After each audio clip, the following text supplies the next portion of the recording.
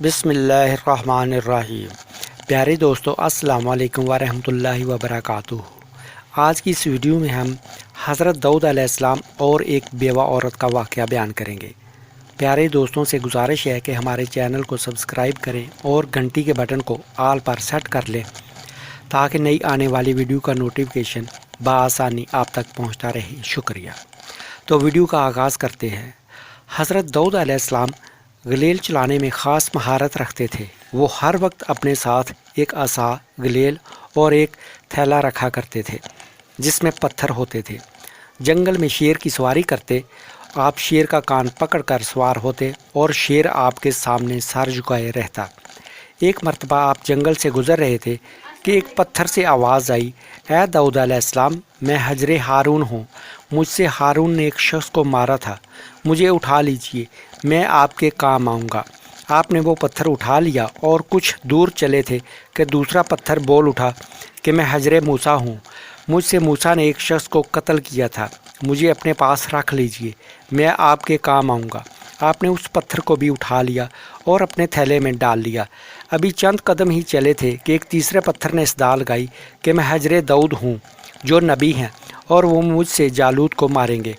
حضرت داؤد علیہ السلام نے اس پتھر کو بھی اٹھایا اور تھیلے میں ڈال لیا۔ اس وقت جالوت کا پورے ملک میں شہرہ تھا۔ یہ دیو ہیکل ظالم فلسطینی سردار تھا۔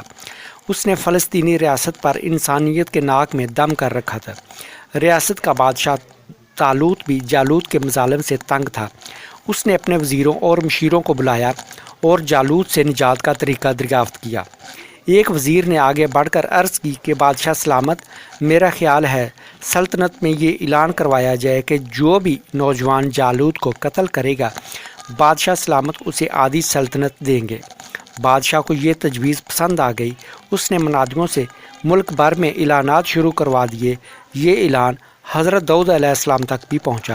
جو ہی آپ نے یہ اعلان سنا، آپ کو فوری پتھر یاد آ گیا۔ آپ بھاگتے ہوئے منادی کے پاس پہنچے اور اس سے کہا کہ جالوت کو میں قتل کروں گا۔ منادی یہ خبر لے کر بادشاہ کی خدمت میں پہنچا اور بادشاہ کو بتایا کہ ایک نوجوان نے یہ چیلنج قبول کر لیا ہے۔ بادشاہ نے فوراً اس نوجوان کو طلب کیا اور ملاقات کے بعد مطمئن ہوا کہ یہی نوجوان جالوت سے ٹکر لے سکے گا۔ حضرت داؤد علیہ السلام کے اس چیلنج کے بعد اسرائیلیوں اور فلسطینیوں کے درمیان جنگ کا آغاز ہو گیا۔ اسرائیلی جالوت کی فوج اور جنگی سامان دیکھ کر پریشان ہو گئے اور اپنے بادشاہ سے کہنے لگے، اب ہم جنگ میں شریک نہیں ہوں گے۔ اسی اثناء میں حضرت داؤد علیہ السلام ایک عام سپاہی کی حیثیت سے طالوتی لشکر سے نمودار ہوئے۔ دوسری جانب سے جالوت نکلا جو سر سے پاؤں تک دھات میں لپٹا ہوا تھا۔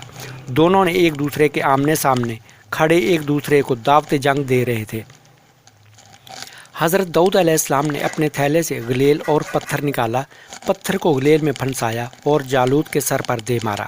پتھر کا جالوت کے سر سے ٹکرانا تھا کہ وہ ریزہ ریزہ ہو کر زمین پر گر گیا۔ یہ منظر دیکھ کر قوم یہود دنگ رہ گئی۔ پھر اسرائیلیوں نے فلسطینیوں پر حملہ کر دیا اور انہیں مار بکایا۔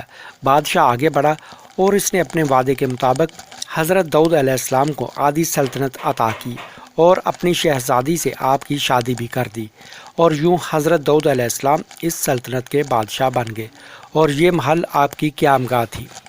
حضرت داؤد علیہ السلام کا دوسرا واقعہ کچھ یوں ہے کہ مورخین بیان کرتے ہیں کہ ایک خاتون حضرت داؤد علیہ السلام کی خدمت میں حاضر ہوئی اور عرض کیا، اے اللہ کے نبی، آپ کا پروردگار عادل ہے یا ظالم؟ حضرت داؤد علیہ السلام نے فرمایا، تیرا ناس ہو اے خاتون، تو کیا کہہ رہی ہے؟ اللہ تعالیٰ تو سراسر عدل و انصاف ہے، وہ ذرہ برابر بھی کسی پر ظلم نہیں کرتا۔ پھر اس سے پوچھا کہ تم ایسا کیوں کہہ رہی ہو؟ تمہارا کیا معاملہ ہے؟ اس عورت نے اپنا قصہ بیان کرنا شروع کیا۔ اے خدا کے نبی، میں ایک بیوہ عورت ہوں، میری 3 بچیاں ہیں جن کی پرورش میں اپنے ہاتھ سے سوت کاٹ کاٹ کے کرتی ہوں۔ میں دن بھر بعض اوقات راتوں کو بھی جاگ کر سوت کاٹتی ہوں۔ گزشتہ روز میں اپنا کاتا ہوا سوت ایک سرخ کپڑے میں باندھ کر اسے بیچنے کے لیے بازار جانا چاہتی تھی تاکہ اس کی آمدنی سے بچیوں کے کھانے پینے کا بندوبست کروں، لیکن اچانک ایک پرندہ مجھ پر ٹوٹ پڑا اور سرخ کپڑے کا ٹکڑا جس میں نے سوت باندھ رکھا تھا اسے گوشت کا ٹکڑا سمجھتے ہوئے لے اڑا۔ میں یوں ہی وہاں ہاتھ ملتے رہ گئی۔ اب میرے پاس کچھ بھی نہیں ہے کہ اپنی بچیوں کو کھانا ہی کھلا سکوں۔ ابھی وہ خاتون حضرت داؤد علیہ السلام سے اپنی داستان بیان کر رہی تھی کہ اتنے میں آپ علیہ السلام کے دروازے پر دستک ہوئی۔ حضرت داؤد علیہ السلام نے آنے والے کو گھر میں داخل ہونے کی اجازت فرمائی۔ اجازت ملتے ہی 10 تاجر یکے بعد دیگرے اندر داخل ہوئے، جن میں سے ہر ایک کے ہاتھ میں 100 دینار تھے۔ تاجروں نے عرض کیا، اے خدا کے نبی، ہمارے ان دیناروں کو ان کے مستحق تک پہنچا دے۔ حضرت داؤد علیہ السلام نے پوچھا، میرے پاس یہ مال حاضر کرنے کا سبب کیا ہے؟ تاجروں نے جواب دیا، اے خدا کے نبی، ہم سب ایک کشتی میں سوار تھے، اتفاقاً ایک زوردار آندھی آئی، کشتی میں ایک جانب سوراخ ہو گیا اور پانی کشتی میں داخل ہونا شروع ہو گیا۔ موت ہمیں سامنے نظر آ رہی تھی۔ ہم نے نظر مانی کہ اللہ تعالیٰ ہمیں اس طوفان سے نجات دے دے تو ہم میں سے ہر ایک شخص 100 دینار صدقہ کرے گا۔ اب پانی کشتی میں تیزی سے داخل ہونے لگا۔ ہمارے پاس کوئی ایسی چیز نہ تھی جس سے سوراخ کو بند کر سکے۔ ادھر ہم نے نظر مانی اور پھر اللہ تعالیٰ نے ہماری مدد کا بندوبست کر دیا۔ ایک بہت بڑا پرندہ منڈلاتا ہوا کشتی کے اوپر آ گیا۔ اس کے پنجے میں ایک سرخ رنگ کی پوٹلی تھی۔ اس نے دیکھتے ہی دیکھتے پوٹلی کشتی میں پھینک دی۔ ہم نے لپک کر اس پوٹلی کو پکڑا، اس میں کاتا ہوا سوت تھا۔ ہم نے فوراً اس سے کشتی کا سوراخ بند کیا اور اس میں داخل شدہ پانی کو ہاتھوں سے باہر پھینکا۔ تھوڑی دیر کے بعد طوفان تھم گیا اور یوں ہم موت کے منہ سے واپس آئے ہیں۔ اب یہ صدقہ کی رقم آپ کے ہاتھوں میں ہے، آپ جسے چاہیں اسے دے دیں۔ یہ قصہ سن کر حضرت داؤد علیہ السلام اس بیوہ عورت کی طرف متوجہ ہوئے اور فرمایا، پروردگار تیرے لیے بحر و بر میں تجارت کر رہا ہے اور تو ہے کہ اس کو ظالم گردان رہی ہے۔ جاؤ انہیں اپنی بچیوں پر خرچ کرو۔ حضرت داؤد علیہ السلام کو ان کی صلاحیتوں کی بدولت پورے علاقے میں پسندیدہ نظروں سے دیکھا جاتا تھا۔ ان کی شخصیت اتنی مسحور کن تھی کہ جو بھی دیکھتا ان سے متاثر ہوئے بغیر نہ رہتا۔ رنگ سرخ و سفید تھا۔ آپ نے 2 شادیاں کی۔ آپ کی اولاد میں حضرت سلیمان علیہ السلام کا نام سر فہرست ہے، جو آپ کے بعد بنی اسرائیل کے مشہور و معروف بادشاہ اور پیغمبر گزرے ہیں۔ اللہ تعالیٰ نے آپ کو کتاب زبور عطا کی۔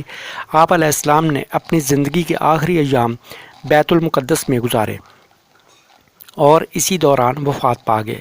دعا ہے کہ اللہ تعالیٰ ہمیں اپنے انبیاء کرام کے نقش قدم پر چلنے اور ان کی زندگی سے سبق حاصل کرنے کی توفیق عطا فرمائے۔ آمین ثم آمین۔